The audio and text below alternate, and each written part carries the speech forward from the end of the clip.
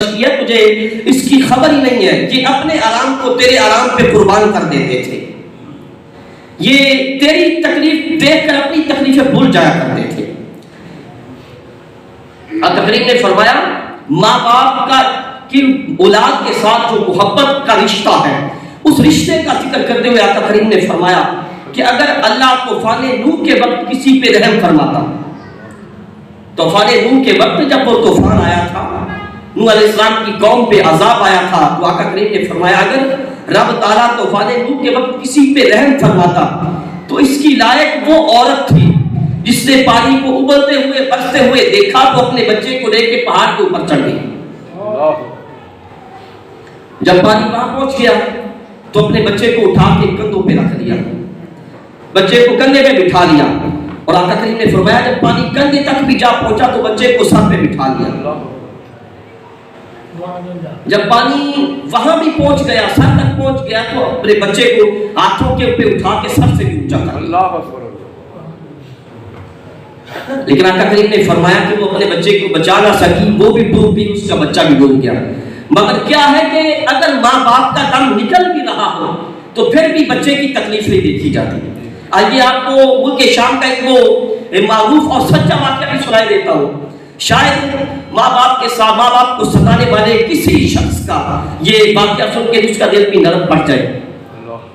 ملک شام کی سرزمین ہے اور ایک بیوہ عورت خوب روح ہے، خوبصورت ہے، اللہ تعالیٰ نے حسن و جمال سے نوازا تھا، ایک ہی بیٹے کے ساتھ رہتی ہے۔ خامد اس کا جوانی میں ہی فوت ہو گیا، لیکن اس نے اپنے بچے کی وجہ سے، ایک ہی بیٹا تھا، اپنے بیٹے کی وجہ سے آگے شادی نہ کی۔ لیکن اس کا جو ہمسایہ تھا وہ خبیث النفس اور خبیث فطرت انسان تھا۔ ایک دن اس کے خیمہ میں جا گھسا، برائی کا ارادہ کیا، مگر وہ عورت بڑی اپنا پاکسا اور نیک خاتون تھی، اس لیے وہ اپنی عصمت و عزت بچانے میں کامیاب ہو گئی۔ اس شخص کو کہا، اس بدکار کو کہا کہ میں تیری شکایت قبیلے کے رئیس کو لگاؤں گی، اور جو قبیلے کا رئیس تھا وہ بڑا انصاف پرور اور سخت سزا دینے والا بندہ معروف تھا۔ اس لیے جب اس نے اس رئیس کا ذکر سنا تو اس کے خیمے سے نکل گیا، لیکن سیدھا گیا اس عورت کے نوجوان بیٹے کے پاس، اور اس کی اپنی بھی ایک خوبصورت بیٹی تھی اس شخص کی، اور اس عورت کا وہ نوجوان بیٹا پہلے اس کے ساتھ یہ مطالبہ کر چکا تھا کہ تو اپنی بیٹی کا میرے ساتھ نکاح کر دے، اپنی بیٹی کی میرے ساتھ شادی کر دے، لیکن اس نے انکار کر دیا۔ اب یہی انتقام کی آگ دل میں لیے اس کے پاس جا پہنچا اور اسے کہنے لگا کہ تو سارے قبیلے میں سے زیادہ خوبصورت بھی ہے اور نوجوان بھی ہے، اور میں اپنی بیٹی کا نکاح تیرے ساتھ کرنا چاہتا ہوں، اپنی بیٹی کی شادی تیرے ساتھ کرنا چاہتا ہوں، اپنی ساری جو جائیداد ہے، اپنا مال و دولت ہے، وہ بھی تجھے دے دوں گا، اور ایک بڑا عالی شان محل بھی تعمیر کروا دوں گا، اس لیے عیش و عشرت سے بڑے سکون سے زندگی بسر کرنا، لیکن میری ایک شرط ہے۔ اس نوجوان نے کہا کہ ایک شرط کیا ہے؟ میں 1000 شرطیں قبول کرنے کے لیے تیار ہوں۔ کہا شرط میری یہ ہے کہ تو اپنی ماں کا دل نکال کے میرے پاس لے آ، کیونکہ وہ نہیں چاہتی کہ تیرا نکاح میری بیٹی کے ساتھ ہو سکے، تیری شادی میری بیٹی کے ساتھ ہو سکے، وہ رکاوٹ بنی ہوئی ہے، اس لیے اس رکاوٹ کو دور کر دے۔ اس لیے میاں اگر آج تجھے کوئی یا تیری بیوی ماں باپ کو ستانے کے لیے کہے نا تو ستانے سے پہلے بہت سوچنا کہ اس ماں باپ نے تیرے لیے کیا کیا کیا ہے، تجھے کیسے نازوں کے ساتھ اس نے پالا ہے، اپنی تکلیفوں کو بھول کر تیری تکلیفوں کو یاد رکھا ہے۔ اب اس نوجوان نے پہلے تو سر جھکایا اور پریشانی کے عالم میں سوچتا رہا کہ ماں کا دل نکال کے لاؤں یا نہ لے لاؤں، مگر کیا ہے کہ جنہوں نے بیویوں کو قبلہ اور کعبہ بنا رکھا ہو پھر وہ آخر تیار ہو ہی جاتے ہیں ماں باپ کو ستانے کے لیے۔ کہا چلو مجھے یہ شرط بھی قبول ہے۔